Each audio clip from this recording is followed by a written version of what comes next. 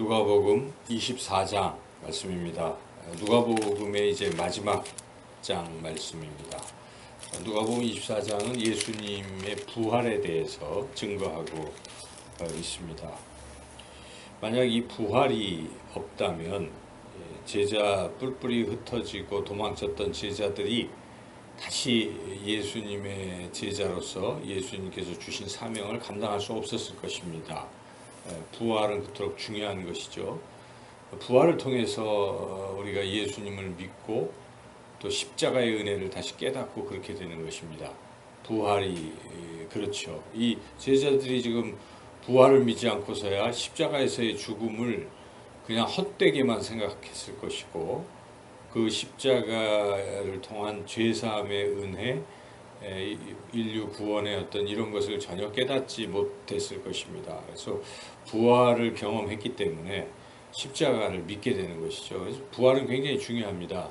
대표적으로 사도 바울도 십자가가 미련한 것이고 그렇게 여기고 십자가를 믿는 그 사람들을 핍박하던 사도 바울이 예수님 다 죽었고 그 이후에 그렇게 행하던 사도 바울이 부활하신 예수님을 다메섹 도상에서 만난 것입니다. 사울아 내가 어찌하여 나를 핍박하느냐 하고 부활하신 예수님께서 친히 이 사울에게 나타나셔서 그가 부활하신 예수님을 만났으므로 변화가 되고, 그리고 그 십자가의 그 의미를 깊이 깨닫고 나는 이 십자가 외에는 자랑하지 않는다. 십자가를 증거한 그런 삶이 되지 않았습니까? 결국 부활에서 출발하는 것입니다. 신앙은 부활에서 출발하는 것이죠. 우리의 신앙도 마찬가지인 것입니다. 우리가 부활하신 예수님, 살아계신 예수님을 만나고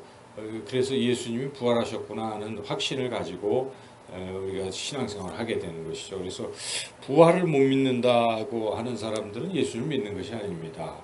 많은 사람들이 부활이라는 것이 부활절을 그냥 단지 형식적인 것으로만 생각하지 정말 예수님이 죽음을 이기시고 부활하셨구나 하는 그 확신이 없는 경우도 있습니다. 죽으신 것을 믿을 수가 있죠. 누구나 죽은 것을 안 믿을 사람이 어디 있겠습니까? 또 죽으심의 의미도 그런가 보다 이렇게 생각할 수도 있을지 몰라도 부활하셨다? 어떻게 죽은 자가 부활할까? 하는 그런 부분에 가서는 많이 막히는 것이죠. 예수님께서 동정녀 마리아에게 태어나셨다 하는 것도 신학자들도 안 믿는 사람들도 있지 않습니까? 그런 것을 상식으로 자꾸 생각하기 때문에 잘 못 믿으려고 하는 것이죠. 그러나 이 세상이 창조된 것이 기적인 것이죠. 말씀으로 창조된 것이.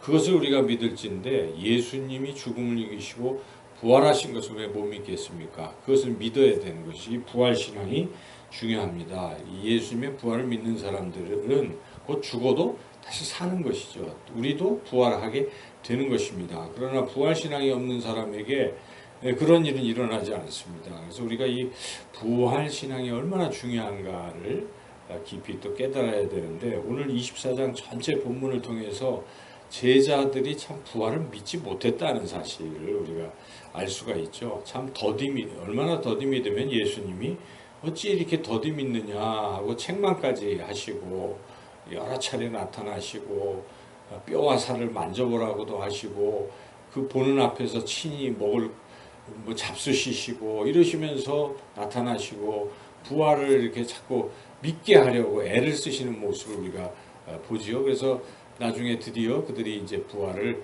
믿고 그 부활의 증인들이 다 된 것이죠. 그래서 오늘 이 본문을 통해서 예수님이 부활하신 것을 어떻게 제자들에게 이렇게 증거하고 계신지, 어떻게 믿게 하고 계신지를 우리가 좀 깊이 생각해 보면서 혹시나 우리의 이 부활신앙이 연약하다면 오늘 말씀을 통해서 어떻게 하면 우리가 이 부활신앙을 굳건하게 가질 수 있을까를 깊이 생각해 보면 좋을 것 같습니다. 첫째는 성경을 통해서 우리 부활신앙이 얻어진다는 것입니다. 여러분, 성경을 모르고 성경을 읽지 않고 성경을 말씀을 믿지 않고서는 예수님 부활하셨다는 걸 어떻게 믿을 수 있겠습니까? 우리가 꿈속에서 부활하신 예수를 만났다 이런 사람들이 간혹 있기는 하지만 그것은 일부의 체험이고 우리가 부활하신 예수님을 믿게 되는 결정적인 것은 바로 성경을 통해서 그렇다는 것을 우리가 첫째 깨달아야 됩니다. 그래서 여기 보면은 예수님이 처음에는 그냥 빈 무덤에서 천사들을 통해서 이 여인들에게 이야기도 하시고 또 거기에 다급히 또 찾아온 베드로, 요한 두 사람이니까 요한님, 다른 것은 요한으로 증언하죠. 베드로와 요한. 그런데 지금 결정적으로 그들은 아직 잘 안 믿고 있죠. 그래서 우리 예수님이 그들에게 이제 나타나셔서 하신 일이 성경을 가르쳐 주신 일이라는 것이죠. 다른 것이 아닙니다. 여기 엠마오로 가는 두 제자와 예수님이 나타나셔서 처음에는 이제 이들이 눈이 어두워서 못 보는 거죠. 예수님인지 모르는데 예수님이 계속 말씀하시는 것은 성경을 이야기하고 있다는 것입니다. 그래서 거기에 쭉 예수님이 이 성경에 대해서 이야기하셨다는 것을 우리가 알 수가 있는데요. 여기 한번 27절 한번 읽어보시죠. 27절, 25절부터 27절까지 읽어보시죠.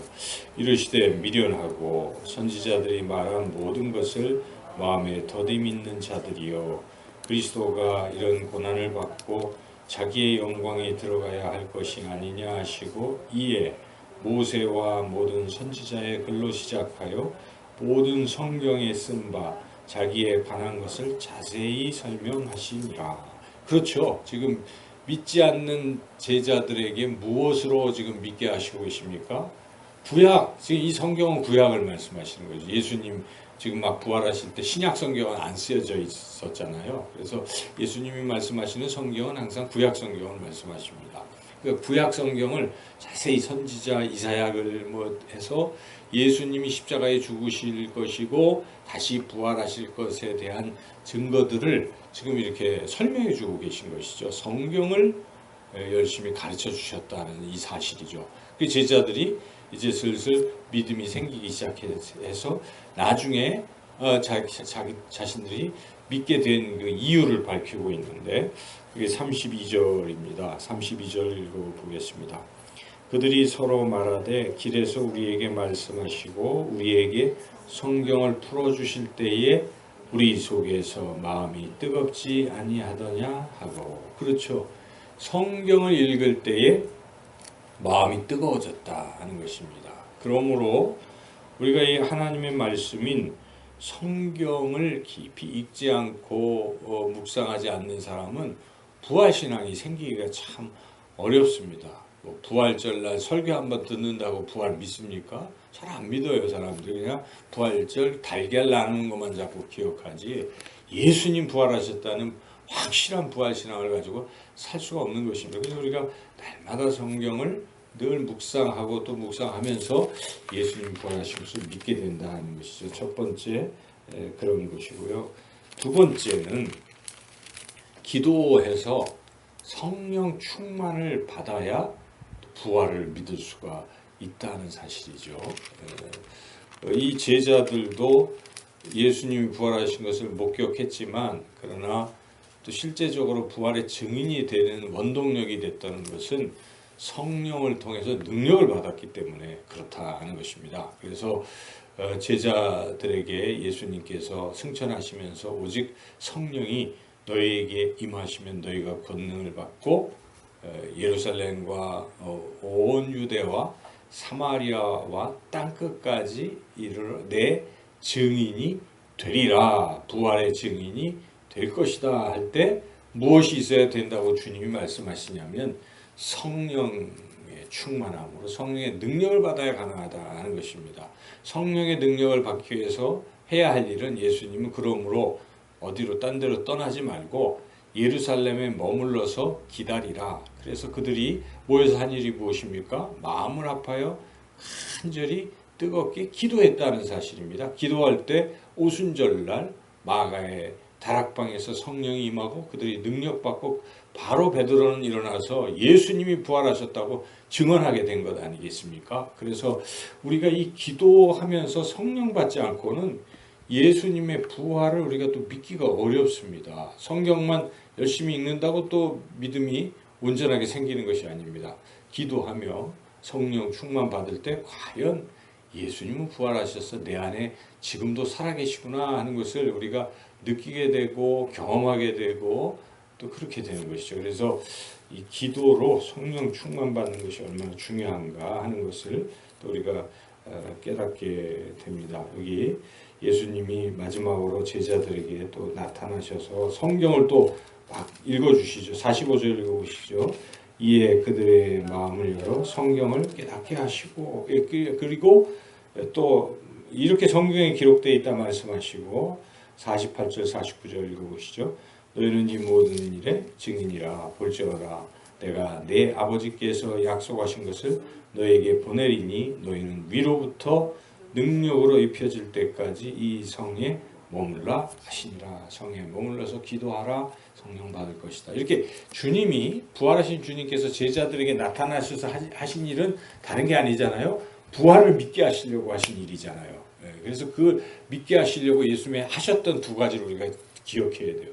성경을 그렇게 계속 풀어서 설명해 주신 사실과 그리고 이제 앞으로 기도해서 성령 받으라라고 그렇게 명령하신 이 두 가지 사실을 우리가 놓고 볼 때 우리의 부활 신앙이 정말 확실해지고 부활의 증인으로 살아가려면 말씀과 기도에는 해답이 없는 것입니다. 그래서 말씀과 기도로. 물론 여기에 우리가 예수님이 찾아오시고 나타나셨다 하는 사실도 또 주목해야 하죠. 제자들이 스스로 무슨 믿음이 생긴 게 아니고 일방적으로 예수님이 나타나셨어요. 나타나셔서 무지하고 더디밉고 불신하고 하는 이들을 말씀으로 자꾸 가르치시고 또 기도하라고 하셨기 때문에 우리는 예수님이 나에게 부활신앙을 주실 것이다. 사도 바울에게도 예수님, 부활하신 예수님이 나타나셨잖아요. 우리에게도 예수님이 나타나실 것입니다. 그러므로 우리는 간절히 사모하고 그렇게 구해야 돼. 주님, 부활하신 주님, 저에게 다가오셔서 저에게 부활 신앙을 주십시오 하고 우리가 기도해야죠. 성령 받는 것과 더불어 주님이 저에게 부활 신앙을 주십시오라고 우리가 이렇게 또 기도해야죠. 이렇게 우리가 부활 신앙을 확실히 가지고 부활의 증인으로 이 땅에서 살아가시기를 주님의 이름으로 축원합니다.